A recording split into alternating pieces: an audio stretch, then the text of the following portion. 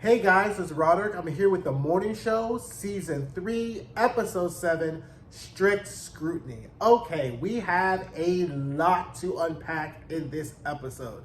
So sit back, just enjoy the kiki. If you're new to this channel, this is where we review television shows, films, a little bit of reality TV, comic books, but all backed up with a big kiki. So sit back because we got a lot to discuss, okay? So let's again talk, we always start off talking about our themes, right?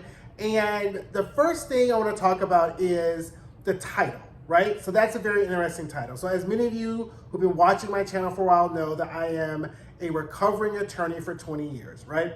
So strict scrutiny refers to the level of review the Supreme Court uses to review cases where there is a fundamental right at issue, right? So your fundamental rights are pretty much encapsulated in your Bill of Rights, the first 10, and immutable characteristics of people. Gender, race, are two of those things, are two things that people can't change, right? So fundamental rights, right to freedom of religion, Second Amendment, right to the Fourth Amendment, procedural due process, substantive due process, right to a fair trial, all those things, First Amendment. So the thing with strict scrutiny is that you have 3 levels of scrutiny. You have a rational basis theory, right? Rational basis pretty much means whatever, if the government, state or federal government, comes up with a law, it just needs a rational basis if it's not attacking a fundamental right, right? And typically the Supreme Court will always side with the government because the presumption is the government always acts rationally, right? Our next level of review is an intermediate level of review. Then the government has to have just a very narrowly tailored law that does not infringe on that right. That's not necessarily a fundamental right, but an important right, right? Now, strict scrutiny is for the higher rights. So what happened in the Roe versus Wade case, which is discussed in this episode, is that in Roe versus Wade, as for any of you who know, the original court found that the right to be secure in yourself under the Fourth Amendment is where we got the right where is the protected right? So just to clear up one thing, Roe versus Wade does not establish a right to an abortion. Roe versus Wade stands for the proposition that the government cannot force a woman to have a child. Therefore, abortion must be made available, right? So in the decision that eliminates Roe versus Wade, they take away that fundamental right and then kind of flip it on its basis, right? So that is why it's called strict scrutiny, because everything now is no longer narrowly tailored, right? And so the next thing that is discussed in this episode is also the concept of being alone and loneliness. Everybody in this episode is battling being alone, being lonely, or no longer being alone and no longer being lonely, right? So it's very interesting to see the characters move on. So let's dive in without further ado. Now we get Alex and Paul fool-la-la having sex all over Alex's house, right? And I'm still like, girl, okay, I know you gotta go back. It's summertime. Why don't you have you a hot girl summer and put him in rotation? Why are we still having sex with Paul? But again, if I was had the opportunity to have sex with John Hamm, I don't know if I wouldn't dip back in that cookie jar a couple of more times, right? So no one's hating on you, but I just don't know, Alex, if that's a good idea. Meanwhile, Cory is badgering the attorneys who are doing their due diligence, which is a part of any merger of acquisition when they go through the records and financial statements and audits of the other company to make sure that everything is copacetic. Cory is trying to get them to cut corners and being like, I don't want to hear all these details. I just want this merger to go through, which of course is a bad idea, but Cory has a lot riding on this merger, right? So then, meanwhile, Leonard comes in feeling himself, like he's like, okay, he thinks he's going to audition to be Sybil too, and it's like, you know who is called the DOJ, and you need to get her you need to get her off our backs. If not, we're going to be under review. Under review means is that most mergers have to be reviewed or approved by the FTC or the DOJ. If they become under review, then that means the DOJ would get involved in the merger and then see whether or not it will have any antitrust or anti-competitive effects on it, right? Which is what they don't want. They just want this merger to go through, which theoretically theoretically, a merger or acquisition like this would be under some kind of FTC DOJ review, but whatever, we digress, right? So Cory then goes in his office, asks for his car. Bradley's there, and I was like, okay, girl. But no, Bradley's there to apologize for her greasy ass mouth from the last episode. It was like, you know, did you get my text? Hal says he's okay. And, you know, he's like, yeah, I got it. You know what? I got to go to Connecticut. Why don't you come with me, and then we can talk about this? And she's like, Bradley's like, girl, I got to work. She's like, you'll be back by the news. Come on, we just go to Connecticut, okay? Now, meanwhile, Paul is back at Alex's house in her kitchen making a frittata, and Alex does not know how to deal with this, right? Like, she is not used to having a man who's hot, who gives her good penis, and who makes breakfast, right? Like, it's just been a long time since Alex has really experienced this. And she's like, should I make some toast? Can I make a cantaloupe? He's like, just sit back and let me do this. In any other situation, I'm like, yeah, Alex, sit back. Nah, I've been like, put that away. We go order or something. We're going to go out. Like, I don't know. I just don't trust Paul Marks, but he makes her frittata, and she's like all bathing, you know, all basking into it. They go out on the patio, and she's like, you were talking in your sleep. You were talking about Dana. He's like, yeah, that's the one that got away. I'm like, it was my childhood dog. Alex, girl, I was like, girl, you better be investigating everything he mentions to you, right? And she's like, oh, okay. And he's like, look, I don't really date like this. This is so new to me. And I was like, oh, it's so new to me. And they're like two peas in the pod because they're two overworked, super high stress, powerful people. And I was like, girl, do you not see? This is a con. This is a con. And I was just like, okay, whatever. Meanwhile, Mia can't find Andre. He's lost somewhere in the Ukraine. Okay, I don't know. I mean, like, I don't know. That whole scene, that whole cutaway, I was like, is this just something for Mia to do? Like we're not really invested in this relationship because this is her fault. Like, she fumbled this whole ass man being an asshole about COVID. I get it. We get it. But girl, like, the time for you being crying and worrying was when he called you and you were sleeping on the couch and he was going to Ukraine because you had thrown him out because you're sleeping on the couch. Like, I don't know. This whole me and Andre thing, I just need more, or maybe this is just hit me on the wrong day or whatever. But I was just like, okay, girl, whatever. Now, Amanda drops off Stella's contract, was like, Paul looped me in, just so you know. And Stella's like, yeah, I got to talk to my people. It'll be okay. He's like, don't worry. It's all up to date. Paul is very excited about this. And Stella's like, I don't know. So Cory and Bradley pull up to this house in Connecticut. And she's like, where are we? He's listening to the Beach Boys to get himself centered and ready. And I was like, is this his mother? Is he going to his mama's house? And sure enough, he's on to his mama's house, right? So Paul does the walk of shame. And then he's ready to do the walk of shame. Him and Alex decide to keep it undercover. Didn't I tell you last issue this ends up being this secret undercover relationship that I was going to call Fugazi on this? Like, Alex is like, we can't go public because the board won't really like it. But you know, already told the board, this seems very out of characteristic for Alex, being as they've established for 3 seasons. And Alex is like, I'm Alex, I do what I want, my pussy drags on the floor. But now you're worried about what the board thinks or whatever. So I don't know. I just doesn't make sense why she would want to keep it undercover. Anyway, Cory's mom, Martha, is there. She admits that she's been dabbling, calling the DOJ, looking at SEC filings, all these things. And then, you know, she used to be a political consultant. She used to be Geraldine Ferraro, the first woman to ever run for vice president. She used to be her press secretary, whatever. She calls Bradley an icon. And then all of a sudden, Bradley is like, yeah, this is cute. But I gotta get back to New York because I gotta do the evening news. And then Martha gets really upset. She's like, oh, it's a short visit. And then she goes off, right? And so then Cory is like, why'd you do that? And Bradley's like, look, I don't want to get involved in all this. Now, I recognize that, Bradley, but for all the things Cory has done to you, you just should have took your sheet music and just doo-wop in the background to whatever Cory wanted, right? That's my problem. Bradley acts like, again, she's Alex. These type of hijinks she playing at Martha's house is the type of things Alex can do, right? Because she's Alex. You are lucky you still got a job. You are lucky you ain't in jail. So the fact that you got to do the evening news, girl, take the L, do what Cory needs to do. Like, Bradley just really sometimes gets besides herself sometimes, and I just be like, okay, girl, read the room, right? Read the room. Anywho, Stella meets with her team. They're going through the contract. They're like, girl, this is good, but we can bump up the numbers. Stella's like, how's this going to play out? Like, how does this mean? They're like, well, the merger happens.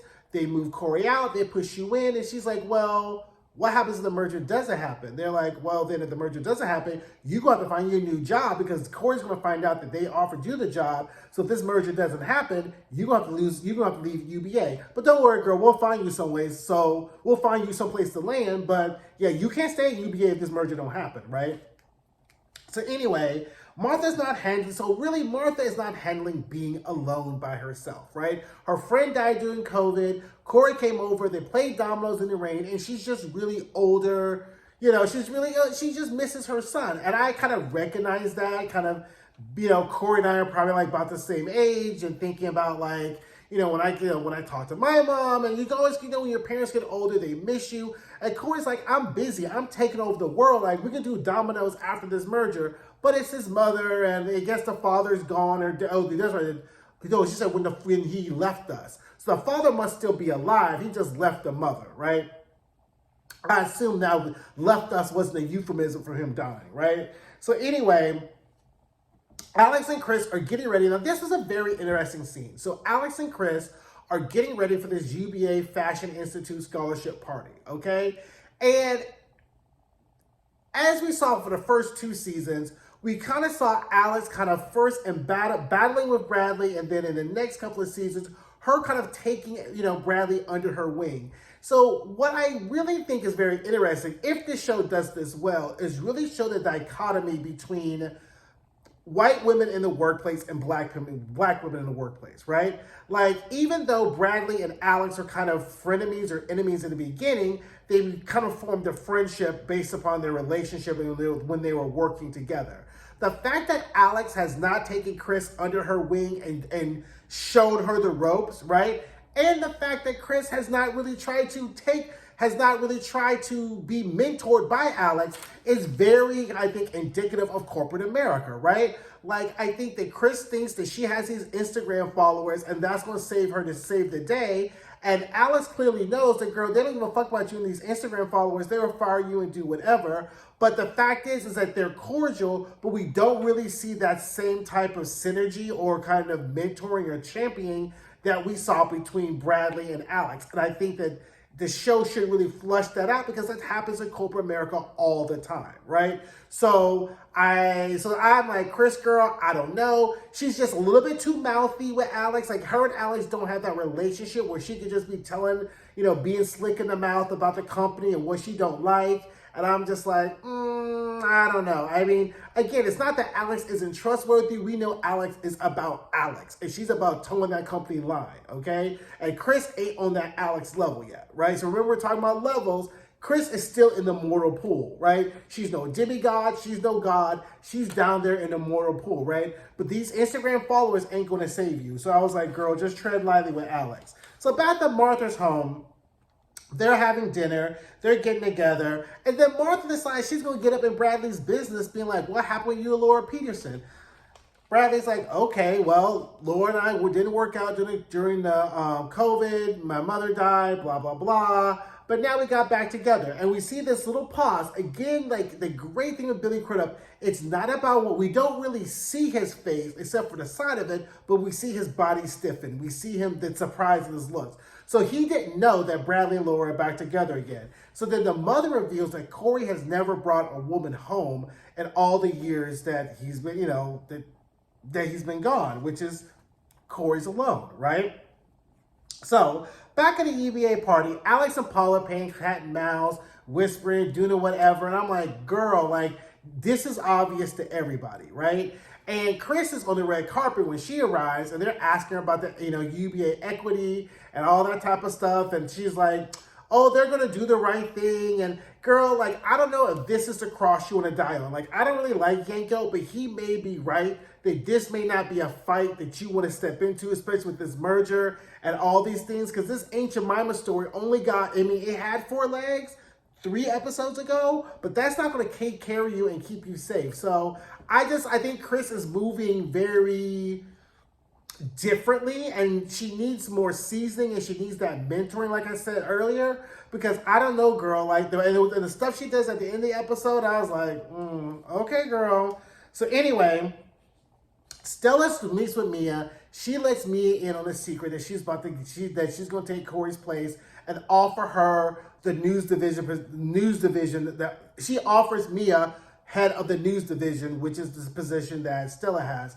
And one thing I will say about Mia that I appreciate, she minds her black ass business. She's like, okay, girl, whenever it happens, right? And goes back to what she was doing, right? Mia don't be getting involved in these other people's business. She doesn't be trying to figure out these things. She ain't playing Captain Save-A-Ho. Mia minds her black ass business, and I can appreciate Mia for that, because she's like, look, I ain't got all this money and all these things, so I need to keep this motherfucking job, sleeping on this couch, so I'm not getting tangled up. If I get the promotion, fine. If I don't get it, fine. So I was like, you know what, good for you, Mia.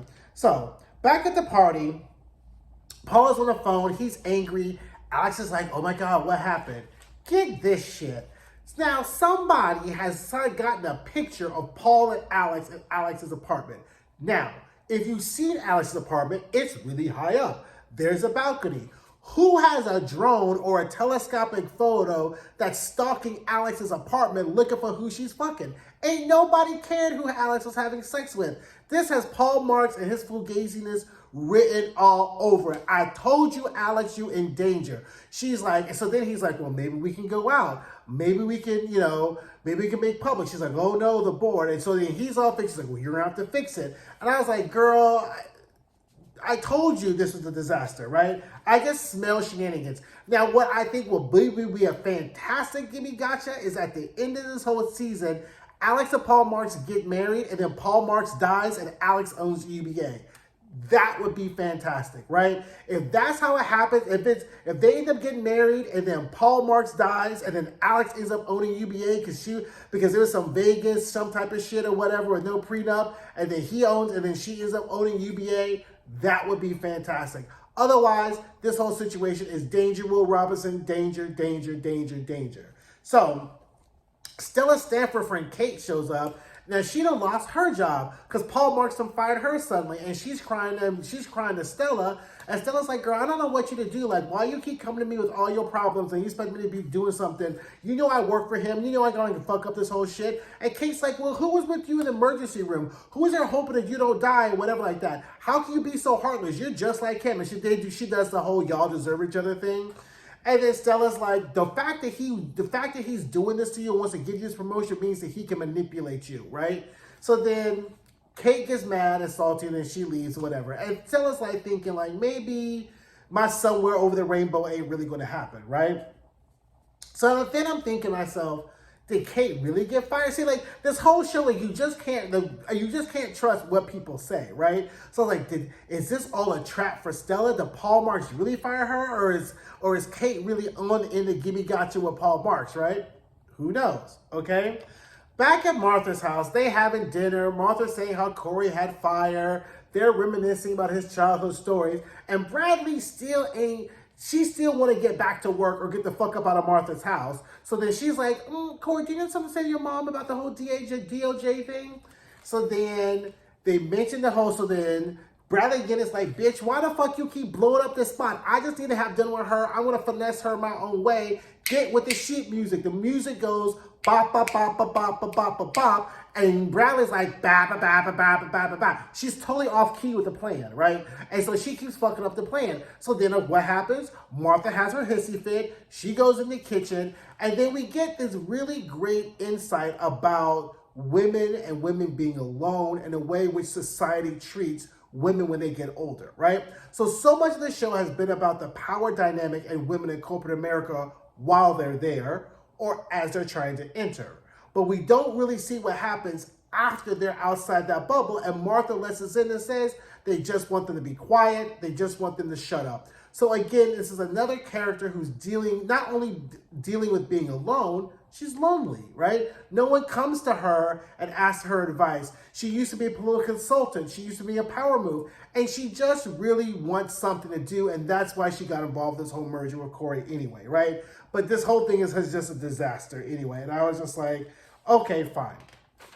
So Cory goes, plays piano, they start singing a song, and then Bradley gets all choked up because she realizes that her mother's now gone. And even though her and her mother wouldn't be in this like playing her piano moment, it starts to sink in on Bradley that, okay, maybe I do need to get some help because this is like really, really bad. And I kind of never really processed the fact my mother died during COVID. So then Martha flips the script after the song is over and being like, he's been managing you, he's putting on this show, he's a liar, he's a cheater, like the whole thing, and he's gonna be alone for the rest of his life. And it's like, you need to get out of my house. You only came here because you want something, and you're not gonna be back unless you want something else. And I was just like, Bradley, you fucked up this whole finesse. Now, in real life, right, Cory would have been on this drive to Connecticut being like, this is what I need. This is what I need you to do. This is what you need. This is the song you need to do. But as we see, so then they get in the car, and then Bradley decides, she's like, you know what? That's not true. I don't think that's really true. And he's like, you know, we don't really have to talk about this. Like, you can just be quiet. Because obviously Cory's like in his feelings as if his mother done cursed him the fuck out in front of one of his employees at his, at her house. He's like, but no, I want to talk about it. We're friends. And he's like, girl, we ain't friends. We're two people who use each other. And then Bradley's like, what? And I was like, girl, I've been telling you, you don't know how to play this friend thing with Cory right. Cory could be your BFF and you could be Alex 2.0, 3.0, 4.0, but you don't know how to play this role right. You always just go to him when you need something. You don't go by, you don't bring him no sandwiches, you don't bring him no soup, you don't ask him how his day's going or whatever, right? Because you keep trying to be like Alex and you ain't like Alex, and then your mouth is greasy and then you have problems, and the only reason he keeps doing this shit is because he's in love with you. So the problem is when he finds him a real chick, you gonna be out in the dust. So then she's like, oh, that's not true, whatever, right? So anyway, back at the party, the Roe versus Wade decision has leaked, as we found out, as happened in real life in that June or whatever like that. And then Amanda is like, so Amanda and Paul are having a conversation in the hallway, and it's like, he's like, you're supposed to take care of this. She's like, look, I did the best I can, right? I'm giving you the best that I got. And then he's like, well, it's not good enough. She's like, you pay me to tell you the truth. Here's the situation. You done caught up all of this Alex bullshit and your dick is leading the way. Pull your pants up and get your head in the game before you fuck up this whole thing, right? So then they're left feeling whatever right away. Meanwhile, Chris has heard the decision. She's in the bathroom peeing. She comes out and decides that she's going to preach and like to all these like rich white women in the bathroom. And they don't care about that. They're there for the coke and the hot men. They don't care about no whatever. So then she decides to scrawl on the mirror, abort this. And then take a picture with a middle finger and probably post it to Instagram. And I was like, girl, what? I get it. I get the emotionalism of it. But girl, you just ain't in the position just to be squandering your political capital on this, okay? So anyway, we'll see. So anyway, Bradley goes back to work until everyone's on all battle stations, right? Like, Mia's like, we're going to start changing the news. We're going to do whatever. So Bradley's trying to do the breaking news situation or whatever. Stella comes in, and we see another metaphor for being alone, right? Now, we all like, so Cory is trying to put a cufflink on. And it's very hard to put, if you're ever trying to put cufflinks on, it's very hard to put a cufflink on because you kind of need someone to do the buttons.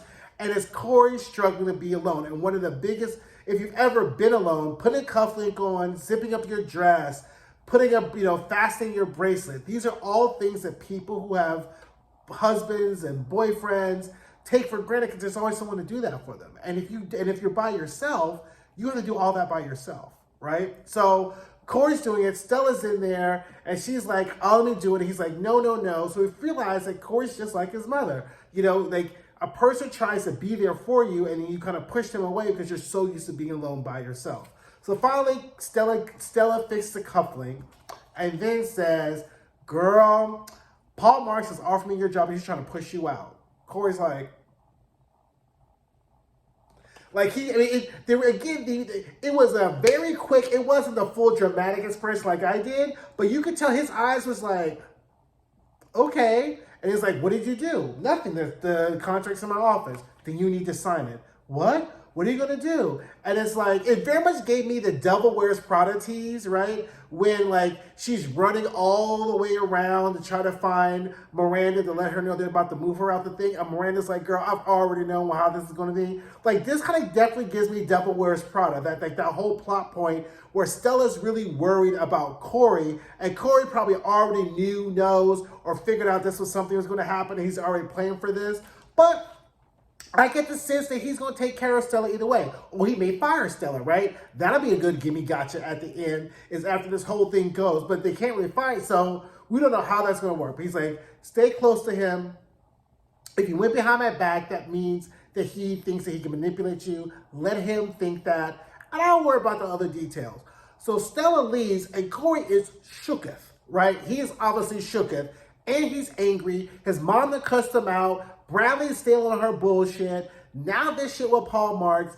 He gets ready to go, and who the fuck shows up? Motherfucking Leonard. Talking about your mama still causing problems. Why didn't you fix this? So then on that day, and everyone has that moment in their life when the right person catches you at the right time, and you gotta let them know that you're not the one, you're not the twin of the one, you're not the clone of the one, you're not related to the one, so you need to, so right here's where you got me fucked up. That is what Cory did to Leonard. He's like, look, I picked you because you could corral the board. You picked me, I picked you because guess what? I got rid of Fred, I got rid of Sybil, and I can get rid of you too. So you need to, once again, get with this sheet music here and stay on tune, or I will just get rid of you. You walk your fat ass down the steps, and I'm getting in the elevator. And Leonard was like, ugh. And I was like, that's what happens, right? Some days you just catch folks, and they try you, and they try you, and they try you, and then they can't try you no more, right? So I was just like, okay.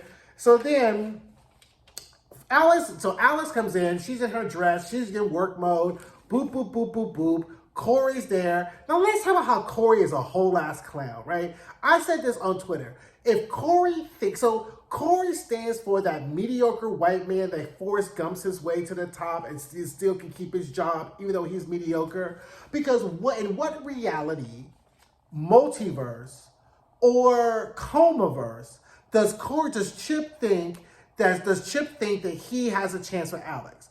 In what reality does Chip really think that he's going to profess his love to Alex, and Alex is going to be like, oh my God, you're the man I've been missing?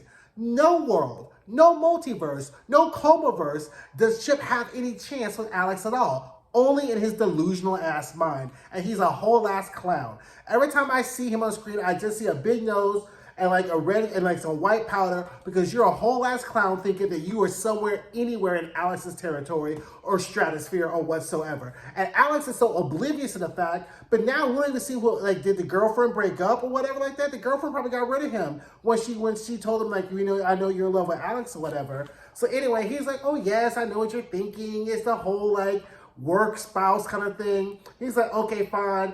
I gotta go get this decision, whatever. Then Paul Marks comes in and was like, okay, we really need to talk what's happening. She's like, girl, I'm busy.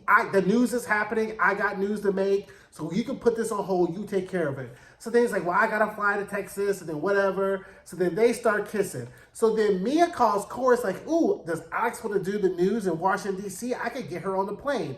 Now, why Mia didn't call Alex herself, I don't know. But maybe it's this mortal to mortal thing. Remember, there are levels to this. And Alex ain't going to be picking up no phone call from Mia, right? She's like, I don't answer Mia's phone calls. Chip answers Mia's phone calls. And that's probably the real tea what happened. So then he goes, let's go back to ask Alex, and he sees Paul Marks and Alex making out. And then it's the whole Dolly kind of thing.